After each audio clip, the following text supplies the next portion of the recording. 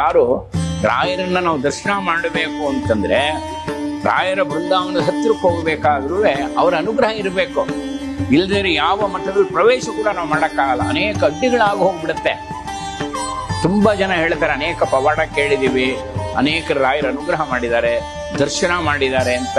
ದರ್ಶನ ಕೊಟ್ಟಿದ್ದಾರೆ, ಸ್ವಪ್ನದಲ್ಲಿ ದರ್ಶನ ಕೊಟ್ಟಿದ್ದಾರೆ, ಸ್ವಪ್ನದಲ್ಲಿ ಆದೇಶ ಕೊಟ್ಟಿದ್ದಾರೆ, ಮಂತ್ರಾಸ್ತ್ರ ಕೊಟ್ಟಿದ್ದಾರೆ. ಅವರ ಒಂದು ಅನೇಕ ಅಪೇಕ್ಷೆಗಳನ್ನ ರಾಯರು ಸಲ್ಲಿಸಿದ್ದಾರೆ, ಅನುಗ್ರಹ ಮಾಡಿದ್ದಾರೆ. ಆದರೆ ನಾನು ಅನೇಕ ದಿವಸದಿಂದ ವ್ರತ ಮಾಡ್ತಾ ಇದ್ದೀನಿ, ಸಾಧನೆ ಮಾಡ್ತಾ ಇದ್ದೀನಿ, ರಾಯರ ಉಪಾಸನೆ ಮಾಡ್ತಾ ಇದ್ದೀನಿ, ನಮ್ಗೇನು ಗೊತ್ತಾಗ್ತಾ ಇಲ್ಲ. ಯಾವಾಗಲೂ ನೆನ್ಪಿಟ್ಕೋಬೇಕು, ರಾಯರ ಅನುಗ್ರಹ ಇನ್ನೂ ಆಗಿಲ್ಲದೆ ಹೋದ್ರೆ ಅವರ ದೃಷ್ಟಿ ಆಗಿಲ್ಲ ಅಂತ ತಿಳ್ಕೋಬಾರ್ದು.